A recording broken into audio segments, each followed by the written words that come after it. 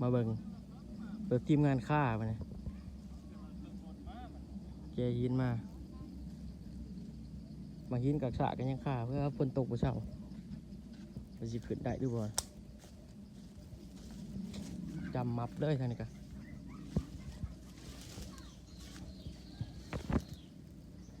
บ่เห็นตีนเลย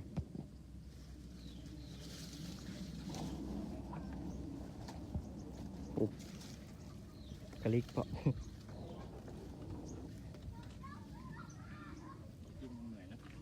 ตัวกี้ก็เราจกมาเลยจกมาเลยจ้ะเขาเอาพวด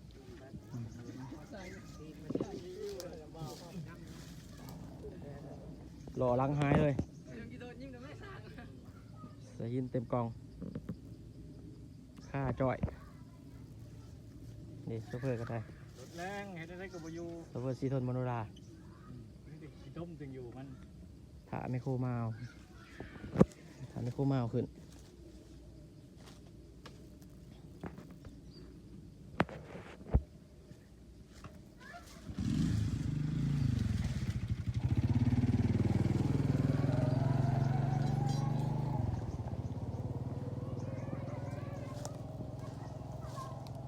ลงในขนาดบนลงมาได้ขนาดขางนี้บนลงมาได้ข้างลุ่มทางเดียวตัวจกมายืนนี่เลยนี่นะตักชิ้นใส่โรเปิดไปเอารถดำหน่อยว่าเทียนออกอีกชิ้นเนี่ยนี้ก็ยังเข้ามาเนาะโซเฟอร์ลอยเลยโซเฟอร์เนี่ย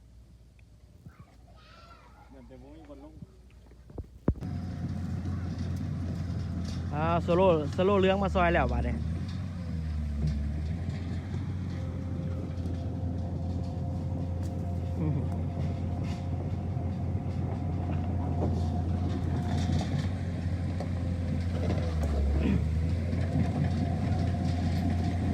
ยังเดิมๆเลยใหม่ๆเลย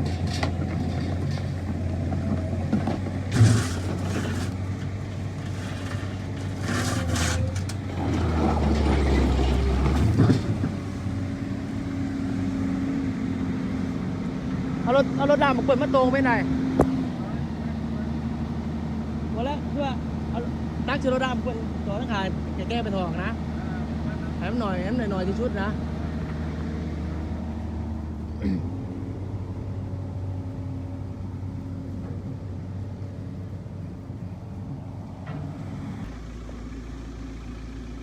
เอารถหน่อยไม่เทียนออก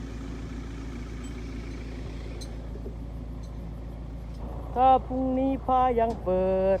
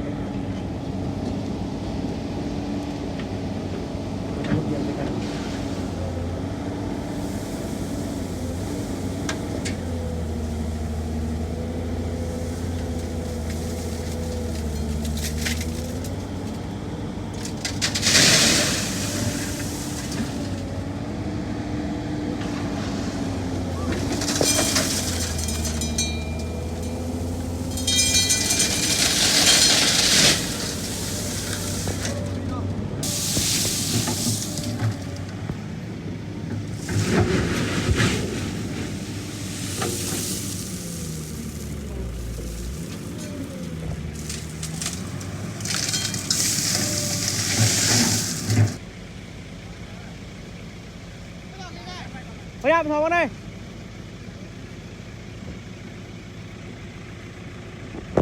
โอ้ยหมดไฟหมดแดงผมกัด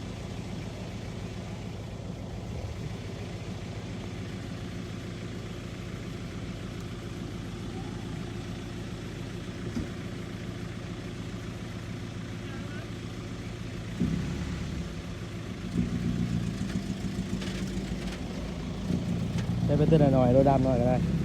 อย่ามันลมเลย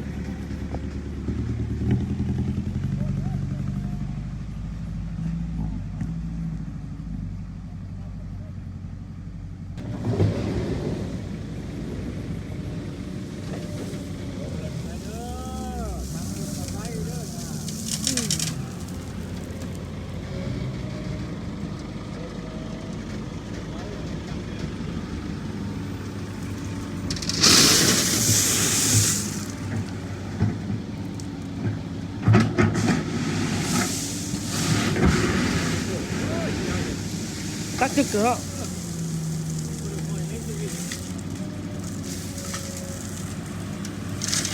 ใบลมเบิดของเขาเบิด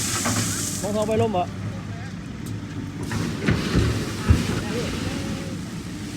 ตะกดชีดินเลยเนาะฮะ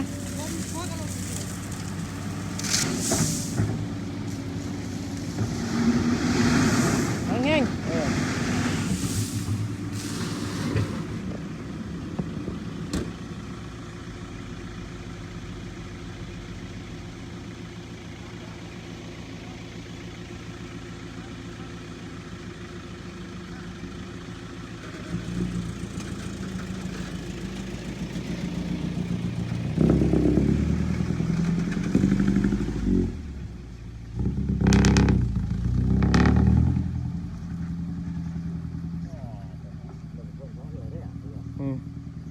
ย่อยได้สิ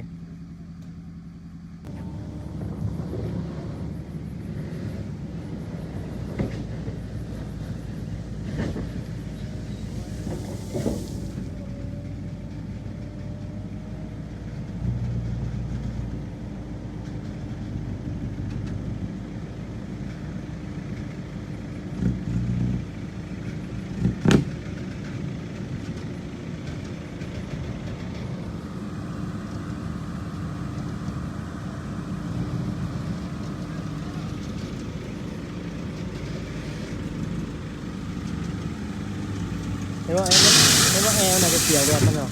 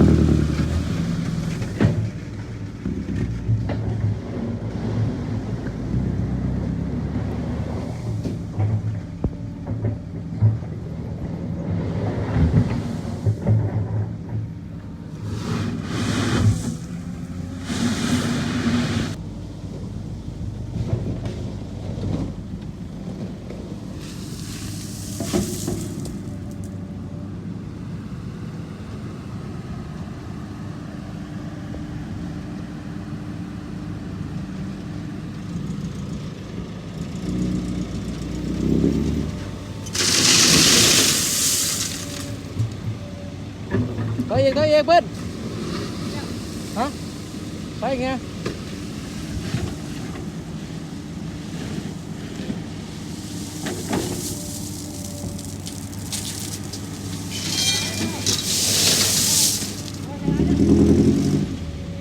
chôm nữa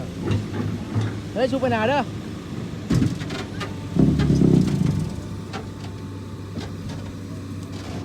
chốt đâu ta để tin chắc không đâu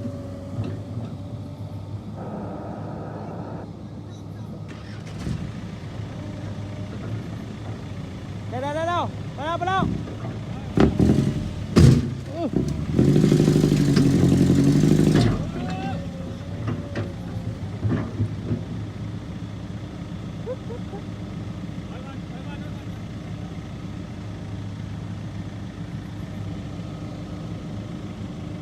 พวกอะไรทิ้งเทียงในพวกอะไรนะ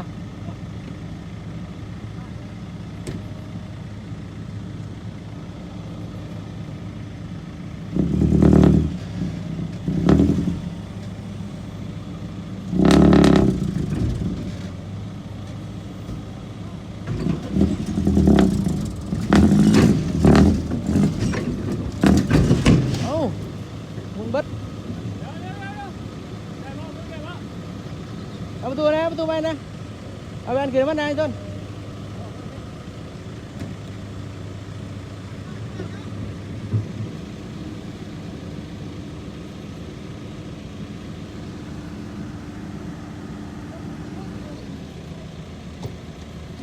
ลมมันเลิกอ่ะแต่กลัวมันค่อย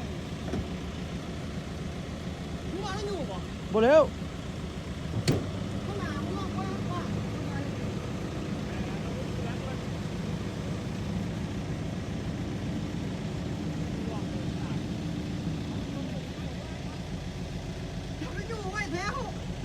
ก็ขึ้นหล้างอีกวะ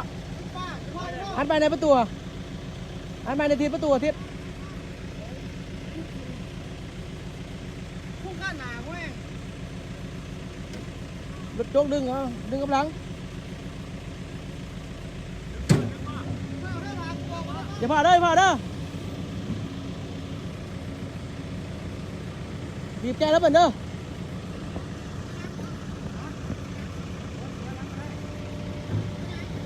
ดึงถอยหลังดึงถอยหลังดึงถอยหลัง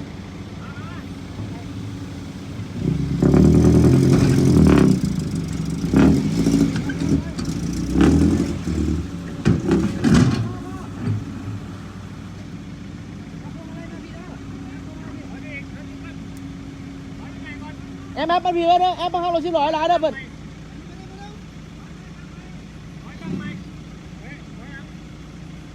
นี่เขาอย่างรถก็ได้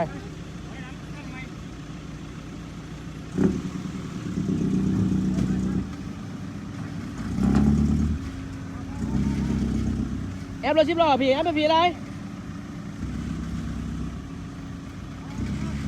แอมขาพี่อะไรเราสิบล้อพี่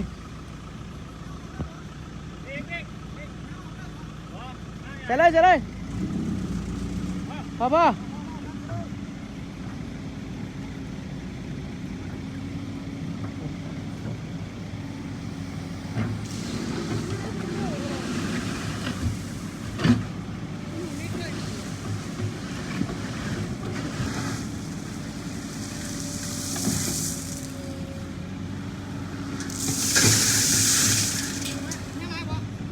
ยิงจะเรื่องยักษ์ไหนจี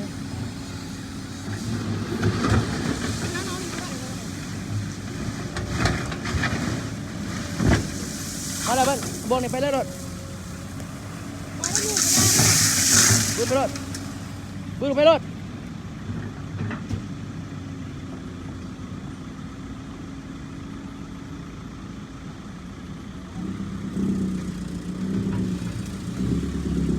แอบไปทำบุญไรซื้อมา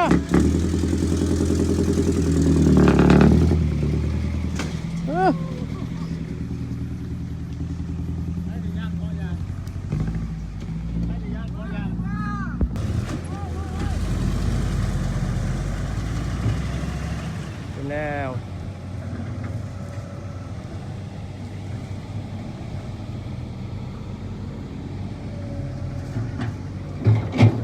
แล้วว่าแบ่งให้พี่อ่ะ ยังจะปั๊บเดินยังเดินตัวต้มจางไปแล้วแล้วเกือบวันที่สอง ใช่ฟอดแล้วมาที่พี่นี่ครับรถยกแล้วลุมบุกเยอะเลยเกือบเรียบร้อยอยู่หันเจ๊กแลนไปเพียงพอใจกันแล้วหอดเพิ่งกันเรียนขับปลาเลย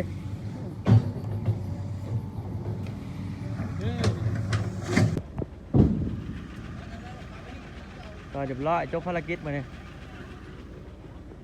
เมื่อบาท